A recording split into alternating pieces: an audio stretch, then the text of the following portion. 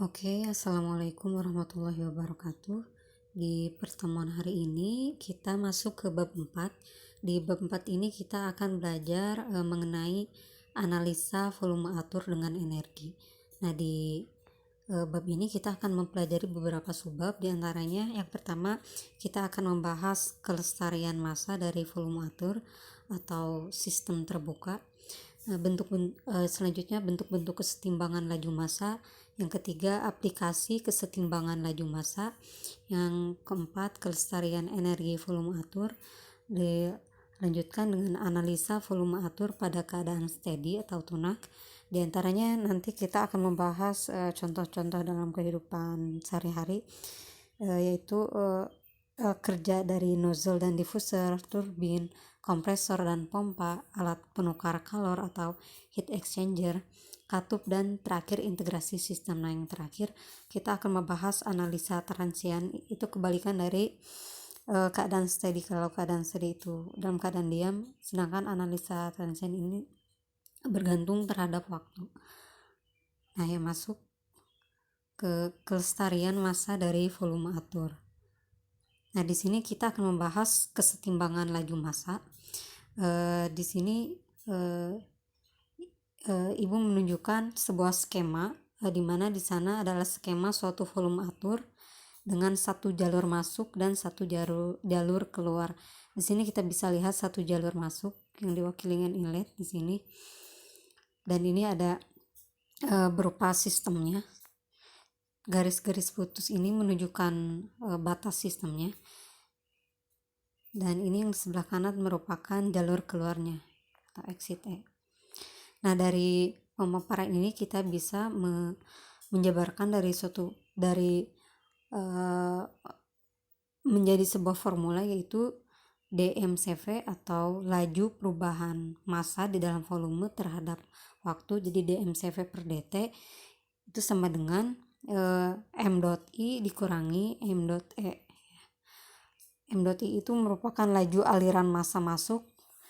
Kalau kita lihat gambar di inlet I-nya, dikurangi dengan M dot E atau laju aliran massa keluar lewat exit PDT. Bisa kita lihat di sebelah kanan gambar.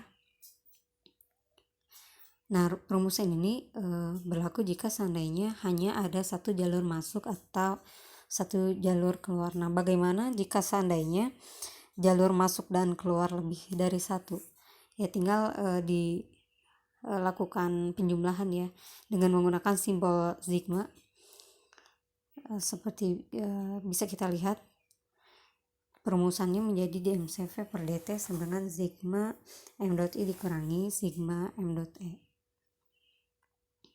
Jadi laju waktu perubahan massa di dalam volume atur atau sistem terbuka pada waktu tertentu itu sama dengan selisih dari laju aliran massa masuk lewat inlet pada T pada waktu tertentu dikurangi laju aliran massa keluar lewat exit pada waktu tertentu.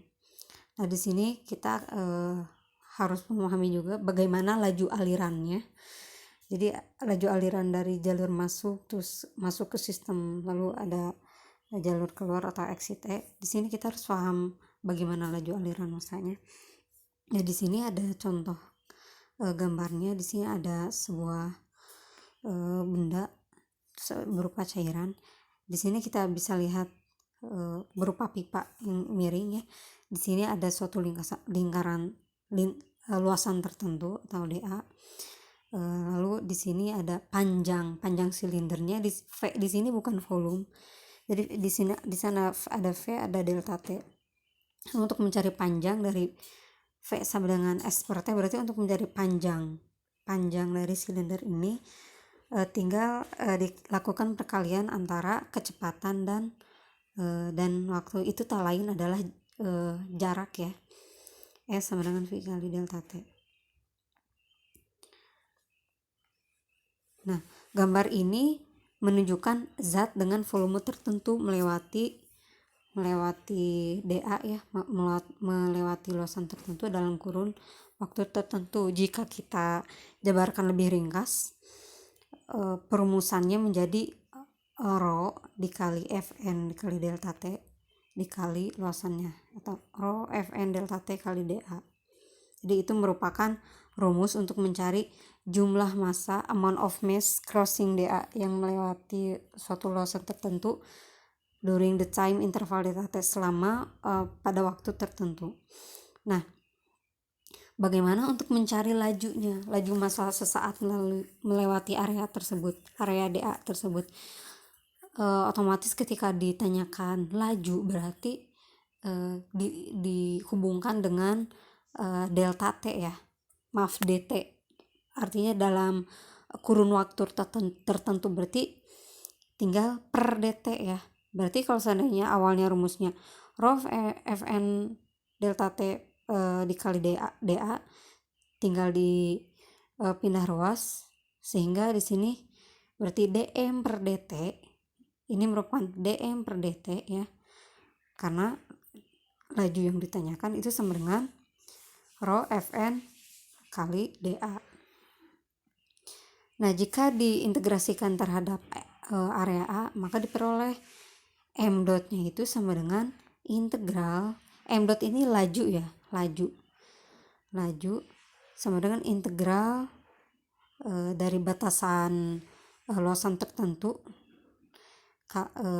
rho dikali Fn dikali dA. Rho massa jenis, Fn kecepatan, dA suatu luasan tertentu.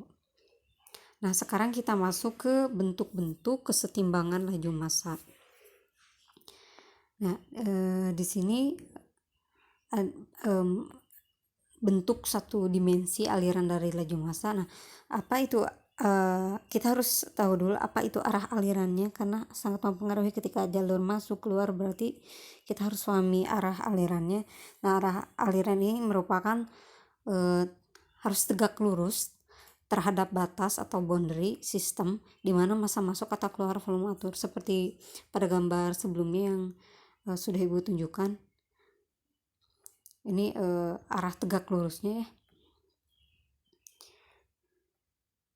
Nah, semua sifat intensifnya itu adalah seragam atau uniform, artinya temperaturnya sama, dalam suatu sistem tertentu tekanannya sama.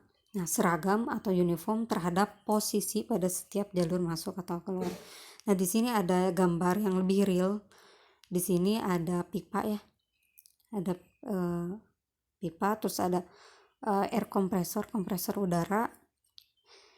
Sebelah kiri ini merupakan tempat udara masuk, artinya itu jalur masuknya. Terus di sini masuk ke air kompresor sebagai sistem, dan pipa yang menuju ke arah vertikal ini merupakan jalur keluarnya.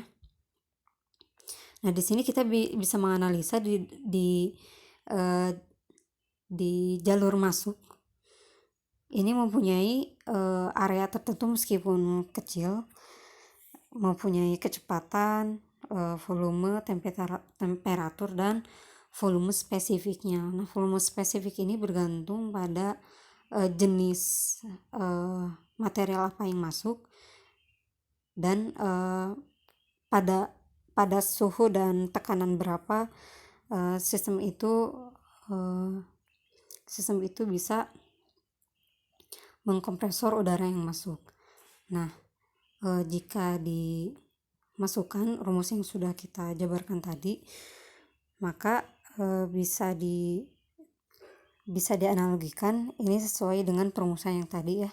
Untuk mencari laju massanya itu tinggal dicari massa jenis, tinggal dimasukkan massa jenis material, terus luas daerah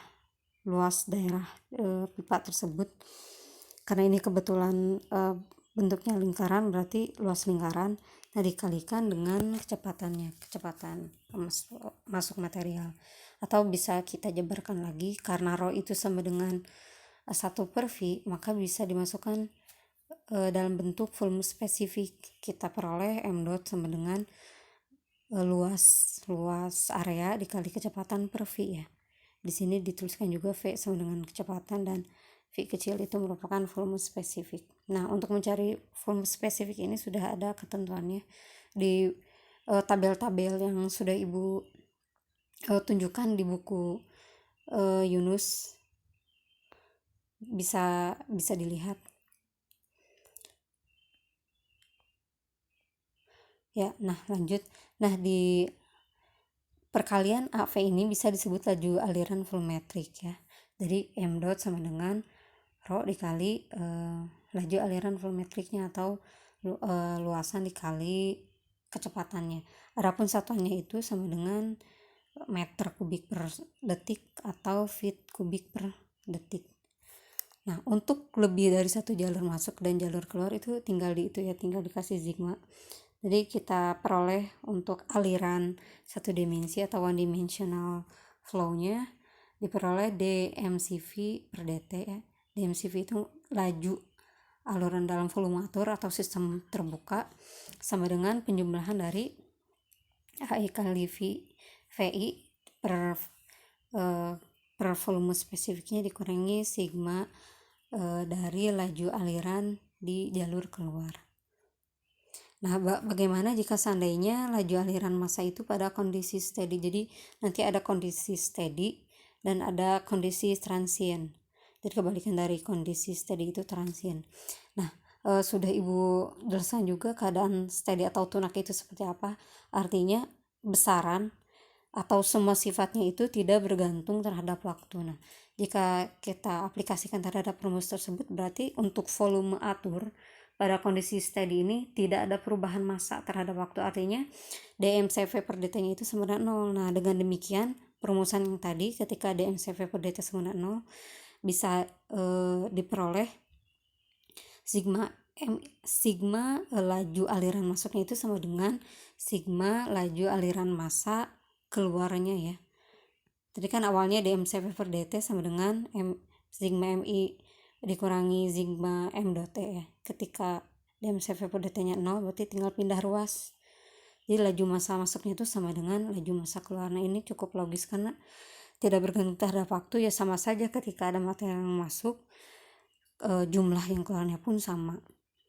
Nah, adapun bentuk integral dari kesetimbangan laju massanya ini adalah ya ini mCv yang bergantung terhadap waktu itu sama dengan integral dari batasan volume tertentu dikalikan rho dikali, nah V di sini volume ya, karena ini merupakan rumus massa jenis rho sama dengan M per V. Jadi ketika dicari massanya itu merupakan tinggal dipindah ruas. Berarti rho sama dengan M per V, berarti mencari M yaitu rho kali V.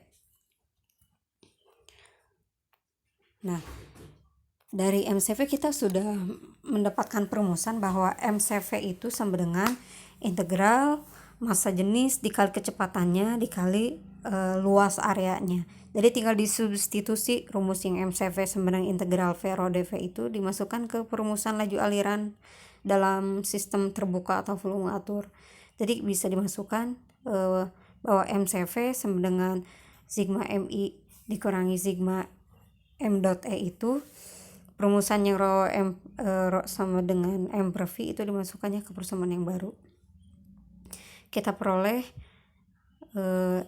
dalam bentuk integrasinya.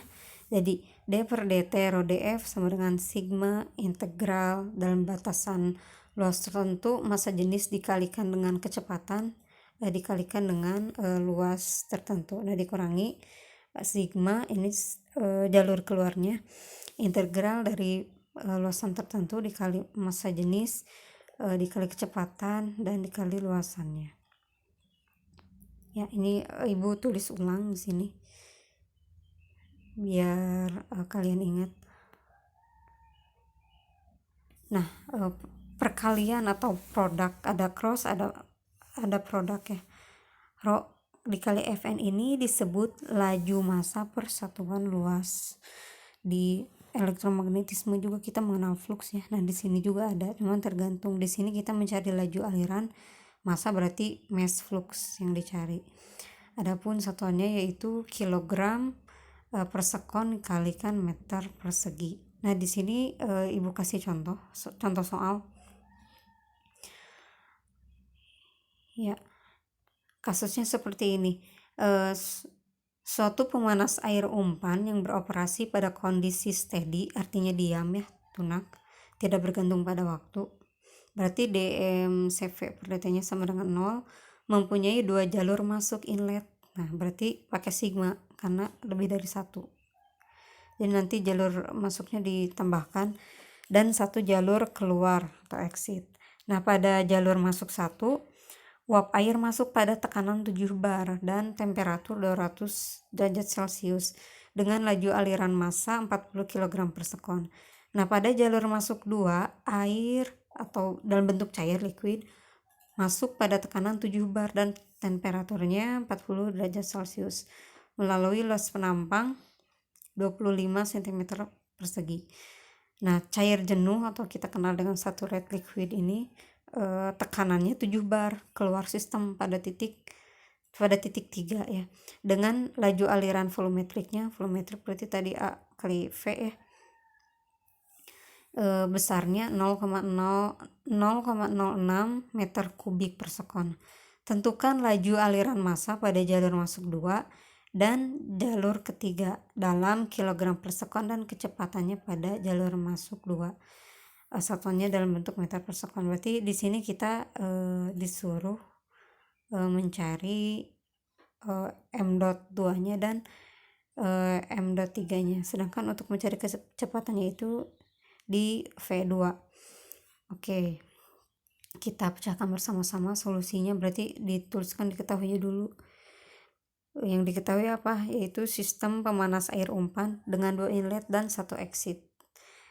Ya. Tingkat keadaannya diketahui, yaitu pada keadaan steady yang ditanyakan itu m.2, m.3, laju aliran massa di jalur 2, laju aliran massa di titik 3 atau titik 3 itu jalur keluarnya ya, dan kecepatan pada jalur 2. Nah, sebelumnya kita harus buat skemanya dulu. Nah, kurang lebih skemanya seperti ini, bisa kalian lihat ya, ada 2 jalur inlet dari kiri dan kanan itu ya, ada yang masuk, dan dari jalur 3 itu jalur keluarnya. Dan jangan lupa kita buat skema sistemnya dengan garis putus sebagai boundary-nya. Artinya keluar dari itu berarti lingkungan.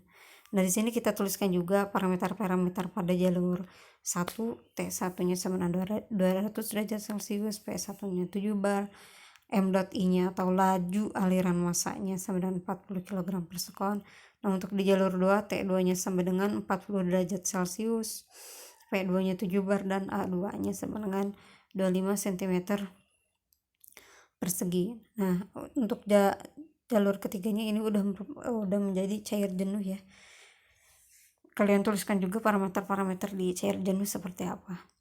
Nah, masuk ke perhitungan. Nah, sekarang kita mencari laju aliran massa di jalur 2 ya. Dengan perumusan yang sudah kita bahas tadi, dari dm CV per dt atau m dot itu sama dengan perkalian dari massa jenis, luas, dan kecepatannya, atau bisa kita tulis ulang sama dengan luas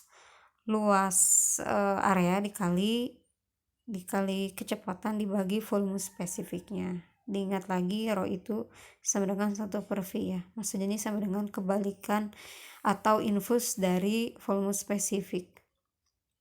Nah, ya, karena ada 2 jalur berarti tinggal ditulis dmCv per dt sama dengan m1 tambah m2. m1 m2 ini merupakan sigma dari m dot inletnya atau jalur masuknya dikurangi m.3 atau laju aliran massa pada jalur keluar.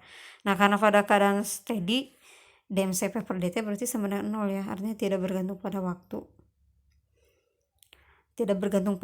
Otomatis dt-nya 0, berarti dmCv per dt sama dengan 0. Nah, bisa kita tulis ulang dengan persamaan yang baru menjadi m.2 sama dengan m.3 dikurangi m.1. Nah, untuk AV pada AV atau volumetrik pada jalur ketiga sudah diketahui ya. 0,06 meter kubik per sekon. Bisa kita lihat di soalnya aliran volumetriknya 0,06 atau luas dikali kecepatan AV sama dengan 0,06 meter kubik per sekon. Bisa kita hitung dengan perumusan M dot 3 sama dengan AV per volume spesifik. AV-nya sudah ada.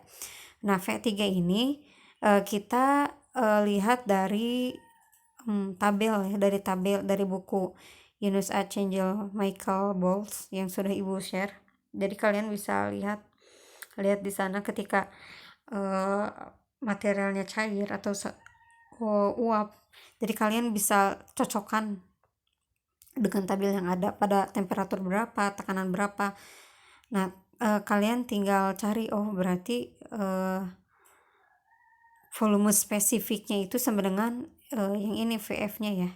Jadi kalian bisa lihat di tabel yang cukup banyak angkanya. Ini ada beberapa tabel, tapi ini sebagai analogi ketika kalian mencari volume spesifik bisa dilihat di tabel-tabel ini cukup banyak di appendix 1 dan appendix 2. Nah. Oke. Nah, setelah volume spesifik diperoleh tinggal dihitung hasilnya.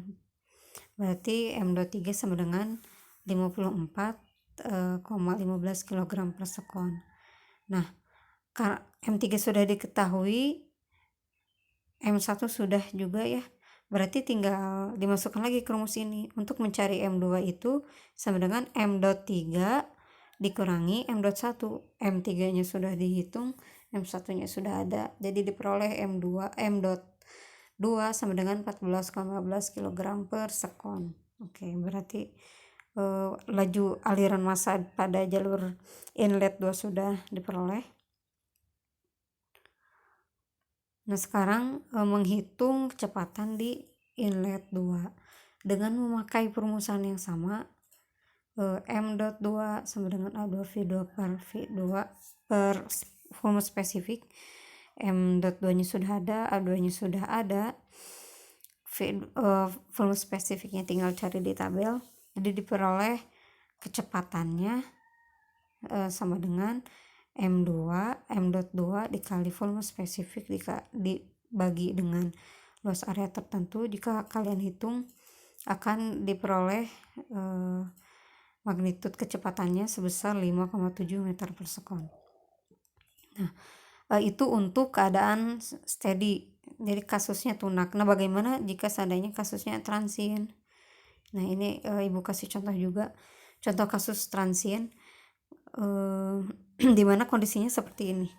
Air mengalir masuk ke suatu tangki dari sisi atas ya. Dari atas dengan laju aliran massa konstan 30 font per sekon, LB per sekon ya, kita tulis. Air keluar melalui suatu pipa di dekat bagian dasar tangki dengan laju aliran sebanding dengan ketinggian permukaan air di dalam tangki. Dengan laju aliran massa keluarnya itu 9 liter, di mana L adalah 9L, di mana L adalah ketinggian permukaan air sesaat ya dalam satuan feet atau dalam satuan kaki. Nah, luas dari dasar tangki adalah 3 feet persegi dan massa jenis air adalah 62,4 font per feet kubik. Nah, jika tangki awalnya kosong, bagaimana plot variasi ketinggian permukaan air terhadap waktu? Nah, di sini memakai sketsa sederhana, harusnya dihitung dalam bentuk, coba kalian di Excel hitung, tapi kurang lebih nanti gambarnya akan seperti ini. Oke, kita bahas satu-satu. Kita tulis dulu yang diketahui apa. Yang diketahui air masuk dan keluar tangki yang awalnya kosong gitu. Nah, yang ditanya plot variasi ketinggian permukaan air. Terus kita tulis skemanya seperti apa. Ini kurang lebih gambarnya seperti ini ya. Ada silinder, terus dari atas kayak ada kocoran air ya. yang mengisi tangki, terus di dasar tangki dikeluarkan airnya dengan tinggi tertentu. Tangkinya luas lingkaran, luas permukaan lingkaran tangkinya itu 3 feet persegi. Terus kecepatan atau laju aliran masanya itu 9 L pound per second, sedangkan laju aliran massa air yang masuk itu 30 pound per second. Nah, kita tulis dulu asumsi ya. Yang pertama jelas asumsi. Yang pertama itu ini merupakan volume atur atau sistem terbuka ya. Yang kedua rho-nya sama dengan konstan karena massa jenisnya ada konstan, karena di sini tidak yang masuk air, yang keluar air, berarti inlet dan exitnya sama rho-nya ya. Artinya rho-nya sama dengan konstan. Nah, masuk ke solusi perumusan. Dengan memakai rumus yang tadi diperoleh dmCV per dt atau laju aliran massa pada volume atur itu merupakan selisih dari m.i min m.e, terus mCV nya sama dengan rho dikali A dikali LT ya. Nah, berarti ya tinggal disubstitusi menjadi D, mCV-nya substitusi ya, D rho A kali L per dt sama dengan MI-nya berapa tadi? 30 pound per second dikurangi 9 L ya. Ini memakai variabel L setinggi tangki tertentu, jadi tidak langsung disebutkan besaran realnya berapa gitu. Jadi 30 MI-nya dan MI-nya 9 L. Nah, diperoleh rho A ini diturunkan ya, berarti bisa dalam bentuk rho A L per dt itu bentuk lainnya rho A dl per dt ya. dl per dt sama dengan 30 min 9 L. Jika jabarkan dengan aljabar biasa, kita peroleh dl per dt ditambah 9 per rho A kali L sama dengan 30 per rho A. Jika kita amati, ini merupakan kalau kalian masih ingat belajar kalkulus, ini merupakan persamaan diferensial biasa ya, orde pertama. Nah,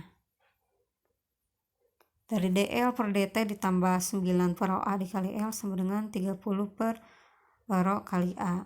Nah, L-nya sama dengan, ini kalau kita hitung diperoleh, dimasukkan rumusnya ya, berarti L sama dengan L-nya 3,33 ditambah ini sebuah konstanta.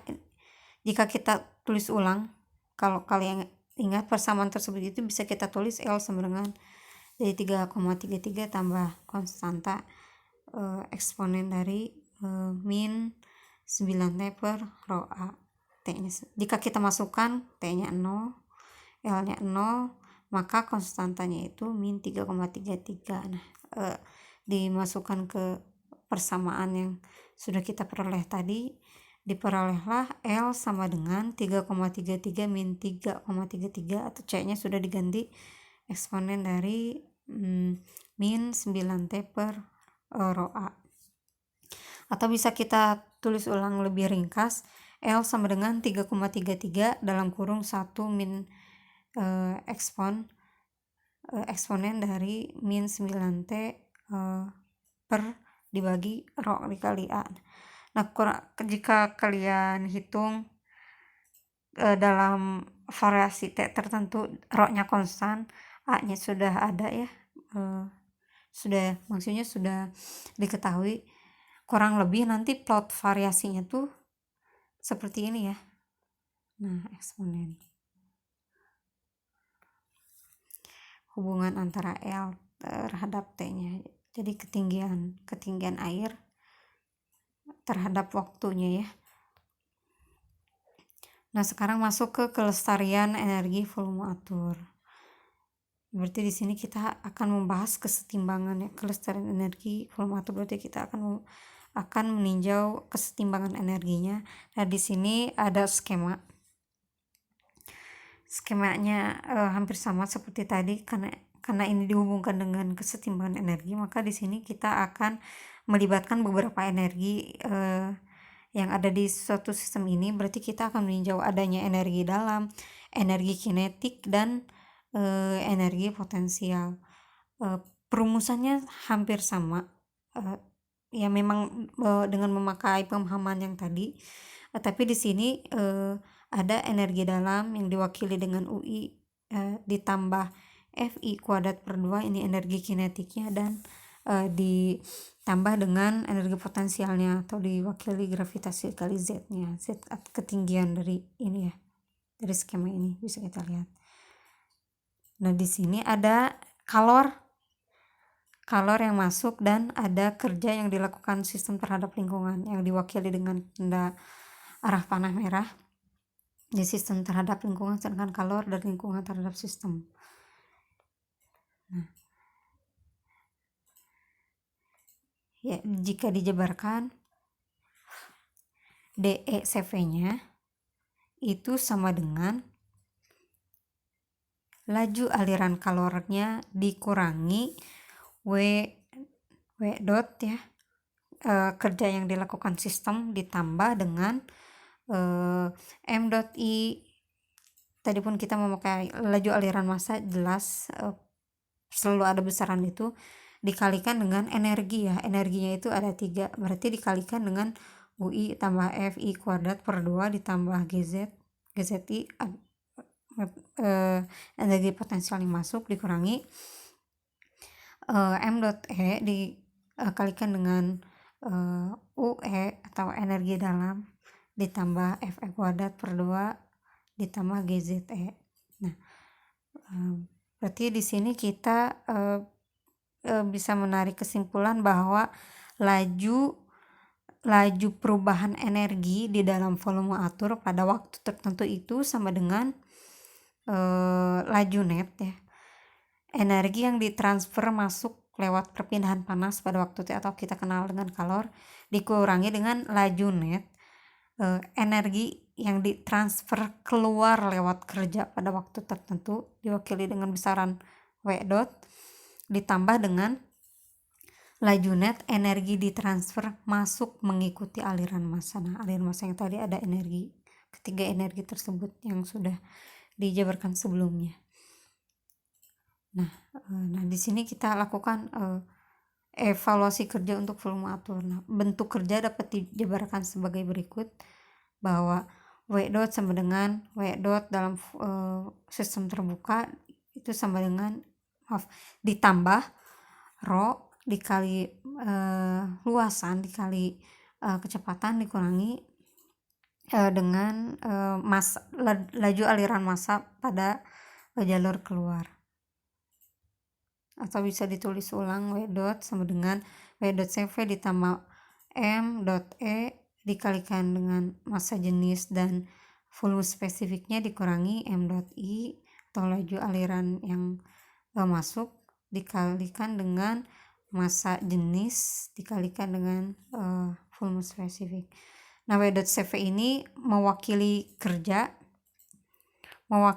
oleh putaran poros, pergerakan batas sistem, dan kerja karena listrik atau electrical effects. Ya, di sini di note lagi dikasih keterangan apa itu M dot E rho E VE ya, itu adalah kerja aliran pada jalur keluar E, sedangkan M dot I rho I kecepatan spesifik I-nya adalah kerja aliran pada jalur masuk I. Nah, bagaimana kesetimbangan energi dari volume atur dalam bentuk satu dimensi? Nah, tinggal disubstitusi ya.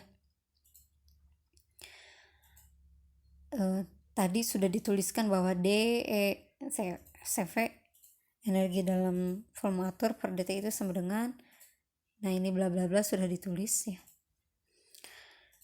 Nah, untuk kemudahan ini ada pengetahuan baru buat kalian, yaitu entalpi ya. Entalpi itu sama dengan H sama dengan U tambah rho kali V. Nah, tinggal disubstitusi Di sana kita lihat besarannya dari DCV per DT ada U, terus ada F, bisa dimasukkan ke persamaan sebelumnya. Jadi kita peroleh DCV per DT sama dengan Q dot CV dikurangi W dot CV ditambah M dot I dalam kurung si U tambah VF nya sudah diganti jadi HI ditambah VI kuadrat per 2 tambah GZI dikurangi M dot dikalikan dengan HE atau entalpinya ditambah V2 kuadrat per 2 tambah GZE. Nah, dalam prakteknya sistem termodinamika ini dapat mempunyai beberapa jalur masuk dan jalur keluar. Nah, tinggal gunakan tanda penjumlahan atau summation. Perumusan yang tadi tinggal dikasih sigma ya. Nah, perumusan yang tadi kita pelajari di persamaan yang terakhir barusan, nah itu merupakan persamaan yang menyatakan kesetimbangan energi suatu volume atur. Ya. Nah, sekarang kita masuk ke analisa volume atur pada kondisi steady atau tunak.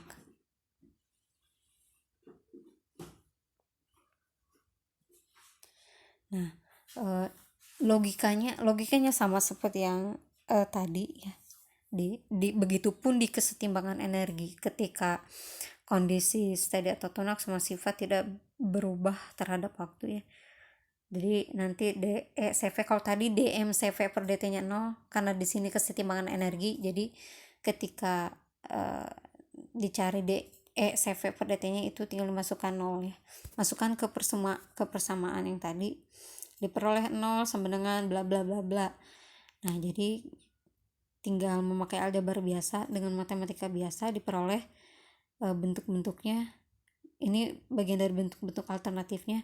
K.CV-nya K.CV ditambah sigma M dot I dikali dengan entalpinya ditambah energi kinetik ditambah energi potensial sama dengan kerja ya, laju kerjanya W dot CV-nya ditambah sigma laju aliran massa yang keluar dikalikan dengan entalpi ditambah energi kinetik ditambah energi potensialnya. Jadi energi rata-rata yang masuk itu sama dengan energi rata-rata yang keluar.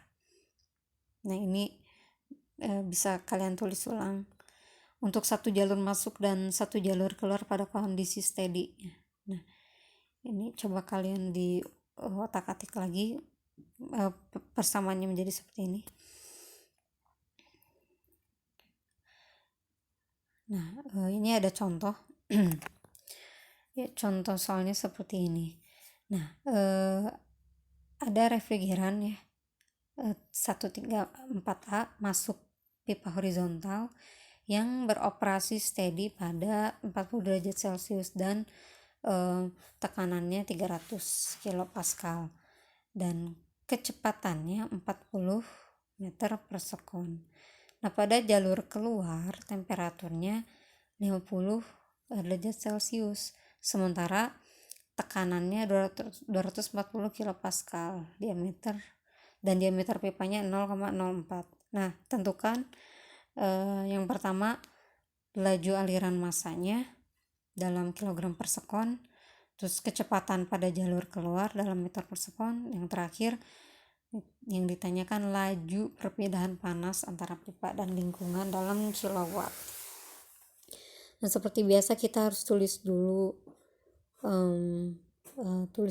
yang diketahui. Berarti R134A masuk pipa horizontal, kondisinya masuk dan keluar diketahui. Terus yang ditanyakan adalah berarti laju aliran massa refrigeran berarti M dot-nya, terus kecepatan pada jalur kedua berarti V2-nya, dan laju perpindahan panas antara pipa berarti yang ditanyakan Q dot. Nah, jawab. Oke. Sebelumnya kita pakai asumsi dulu. Jelas asumsi yang pertama sistemnya volume atur ya, sistem terbuka. Yang kedua laju kerjanya itu sama dengan 0. Nah, ini adalah skemanya cukup sederhana karena hanya ada satu jalur masuk dan satu jalur keluar.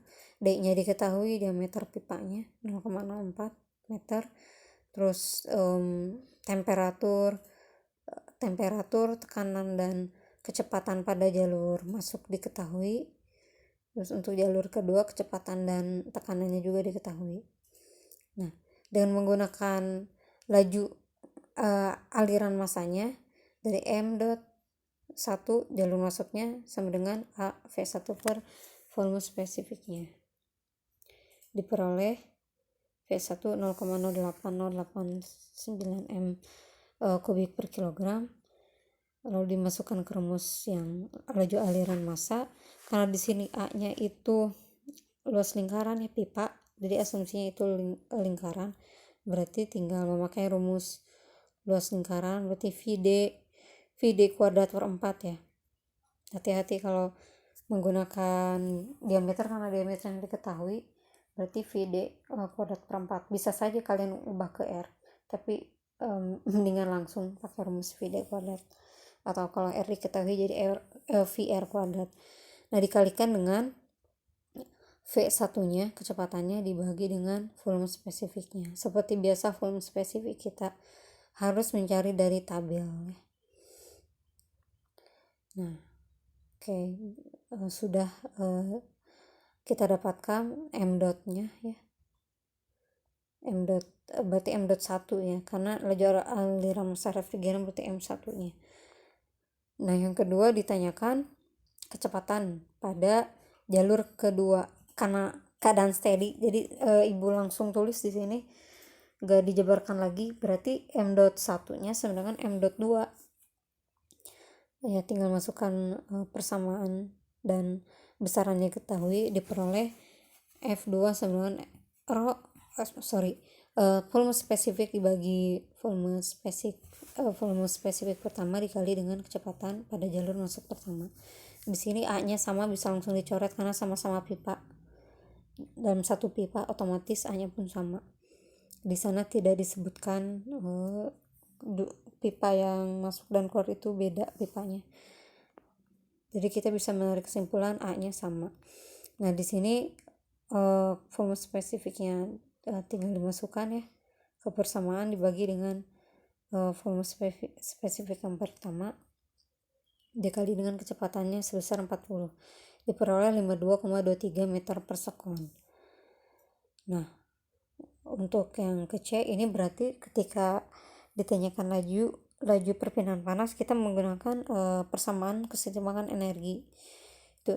Karena keadaan steady, jadi CV per dt nya sama dengan 0 ya, langsung ditulis 0 sama dengan bla bla bla bla bla sama dengan KCV min W dot CV tambah M dot kali H1 min H2 tambah V1 min V2 per 2 ditambah GZ1 min Z2. Oke, di sini ditulis ulang KCV sama dengan M dot dalam kurung H2 min H1 tambah V2 kuadrat min V1 kuadrat kecepatan per 2. Nah, di sini Z1 dan Z2-nya 0 ya. Karena sama Z1 sama Z2 karena kan si pipanya dalam keadaan horizontal, tidak ada perbedaan ketinggian, artinya Z1 dikurangi Z2 itu 0, bisa langsung dicoret. Nah, ya KCV di K.CV bisa diperoleh M dot dalam kurung H2 min H1 ditambah V2 kuadrat min V1 kuadrat per 2. Nah, di sini H1-nya 284,05 kJ per kg dan H2-nya sama dengan 294 kali 47 kJ per kilogram ya. Tinggal dimasukkan semua besaran yang sudah diketahui, diperoleh laju perpindahan panasnya itu sebesar 6,52 kW. Artinya ini positif ya, jadi dari terjadi perpindahan panas dari lingkungan ke sistem sebesar 6,52 kW. Ya, untuk pertemuan hari ini cukup sekian dulu. Silakan jika ada yang ingin ditanyakan bisa disampaikan di grup. Wassalamualaikum warahmatullahi wabarakatuh.